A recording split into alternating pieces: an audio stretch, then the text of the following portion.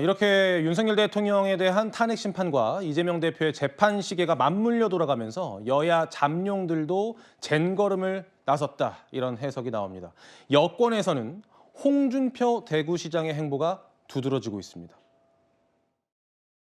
여러분들도 대구시를 믿고 전혀 흔들림이 없으니까 안심하시고 여러분이 있는 자리에서 열심히 자기 일에 집중해 주시면 아무런 큰 문제가 없을 것이다.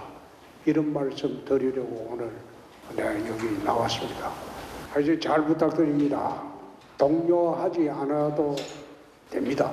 만에 하나 대구시에 어떤 요인이 발생하더라도 전혀 흔들림 없는 장치를 다 하도록 하겠습니다.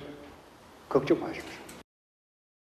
신부대변인, 네. 홍준표 시장이 한 월간지랑 인터뷰를 했는데 굉장히 대선 출마 의지를 굉장히 강력하게 시사했다, 이런 해석이 나오더라고요. 홍준표 대구시장 입장에서는 아마 이번 대통령 선거가 마지막 정치 여정이라고 생각하고 최선을 다해서 임할 것 같습니다.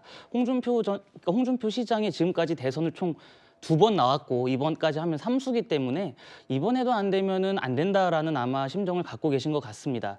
근데 사실 지금 상황에서 대권에 대한 욕심을 내비치는 것이 과연 적절한지 개인적으로 의문입니다. 예. 홍준표 시장께서 항상 말씀하시듯이 윤석열 대통령은 국민의힘이 배출한 대통령입니다. 그러한 대통령이 탄핵 소추안이 통과되었고 그 탄핵 소추에 대해서 지금 헌법재판소의 재판 과정이 진행 중입니다. 아직 대통령이 거리되지 않은 상황이죠. 그러한 상황에서 차기 대권을 계속해서 염두에 둔 말씀을 하시는 것이 저는 당원과 지지자들 그리고 국민들께 어떻게 비춰지실지를 한번 고민할 시점이 됐다라고 생각을 하고요. 지금 사실 이번 대선이 조기에 치러진다면 저는 3가지 변수에 있어서 아마 요동칠 거라고 봅니다. 예. 윤석열 대통령의 수사, 그리고 명태균 게이트, 그리고 이재명 대표의 수사 선고 과정인데요. 여기에서 과연 홍준표 시장께서 명태균 의혹에서 자유로우실지, 그것에 대해서 저는 명확한 입장과 국민들을 납득할 수 있을 만한 증거를 내놓으셔야 된다고 봅니다. 알겠습니다. 오늘 나온 정치인 선호도 조사를 한번 보겠습니다. 아직은요, 이재명 대표의 압도적인 1위를 이 나머지 후보들이 넘을 수 없을 만큼 그런 현실이 펼쳐지고 있는데 이게 앞으로 어떻게 될지는 모르겠죠. 그런데 지금 주목받는 사람들은요, 이 시국의 주목을 받아서인지는 모르겠습니다만 여기 보이는 우원식 국회의장 그리고 이준석 개혁신당 의원이 주목받고 있습니다. 국회의장으로서 헌법이 부여한 역할을 묵묵히 수행한 것뿐인데 이렇게 많은 관심을 가져준 것에 대해서 다시 한번 국민 여러분께 감사의 말씀드립니다. 우선 많은 국민들의 관심에 대해서 정말 감사드립니다. 대선 도전에 대해서는 아직 생각해 본 적이 없습니다. 당연히 보수 진영에서도 탄핵과 그리고 계엄과 무관하고 무엇보다도 처음부터 윤석열 정부의 잘못된 점을 지적해 왔던 그런 사람이 선거에 참여해야 된다. 성 부의장님, 이번 국회 계엄 해제 과정에서 우원식 의장에 대한 신뢰도가 굉장히 높아진 것 같고 이준석 의원 같은 경우에도 중도 보수의 표심을 좀 노리고 있는 것 같은데 어떻게 평가하세요?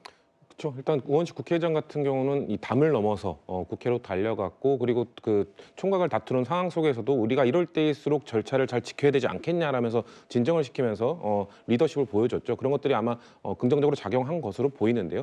저는 그럼에도 아직 우원식 국회의장이 이제 국민들께 어떻게 보면 대비를 한 것이다. 예. 20년 동안 정치를 하셨지만 국회의장으로서 확실한 각인을 준 게 이번이 처음이기 때문에 이제부터 이제 대중들의 평가를 받아가는 과정 속에서 잘 하시게 된다면 급속도로 지지가 높아질 가능성도 있는 것이죠. 근데 이준석 의원 같은 경우는 아직 저는 퀘스천 마크가 있다고 봅니다. 왜냐하면 지금 개혁신당 내부에서도 지금 뭐 상당한 갈등이 이루어지고 있죠. 그런 예. 것들에 대한 이 소수 그 군소정당을 제대로 이끌지 못하는 것 아니냐라는 비판에도 아직 자유로울 수 없는 것이고 그리고 아까 신 부대변인께서 말씀하셨지만 홍준표 시장과 마찬가지로 명태균 리스크에서 아직 깔끔하게 지금 해결이 안 됐습니다. 명태균 씨의 지금 황금폰이 제출됐는데 혹시나 거기서 이준석 의원과의 통화 내역이라든지 이런 것들 관련된 자료들이 나오게 되었을 때 이준석 의원이 어떻게 어떻게 대처하느냐에 따라 말씀하신 중도 보수층의 표를 흡수할 것인가 아니면 그거의 리스크 때문에 같이 잠식될 것인가 그 기로에 서 있는 상황이라고 봅니다. 알겠습니다. 신 부대변인 짧게만 좀 여쭤볼까요? 어떻게 보시는지. 전 두 분 다 대선 출마 욕심이 있다고 봅니다. 특히 이준석 대표 같은 경우에는 개혁신당이라고 하는 세석에 불과한 소수 정당을 이끌고 있기 때문에 이 대선 국면에서 개혁신당이 잊혀지면 안 됩니다. 예. 결과적으로 정당이라고 하는 것은 정권 획득이 목표이기 때문에 이번에 비록 당선이 안 된다고 하더라도 내후년에 있을 지방선거를 대비하면은 이준석 대표는 전 대선에 적극 출마할 거라고 보고요. 우원식 의장 같은 경우에도 이번에 그 계엄 사태에서 정치인들을 향한 신뢰도 평가에서 유일하게 과반을 넘긴 조사가 있습니다. 예. 그 정도로 지금 국민적 신망이 두터운 상황이고 게다가 민주당 내에는 아직까지도 이재명 대표에 대한 불신이 있습니다. 사법 리스크가 해소되지 않았다라는 그 무언가가 존재하기 때문에 우원식 의장이 만약에 반 이재명 전선을 구축해서 대권에 나온다라고 한다면 저는 민주당 지지층은 물론이고 합리적인 국민들까지 다 흡수할 수 있을 만한 좋은 카드라고 봅니다. 알겠습니다. 양측의 의견 들어봤고 오늘 말씀은 여기까지 듣겠습니다. 고맙습니다.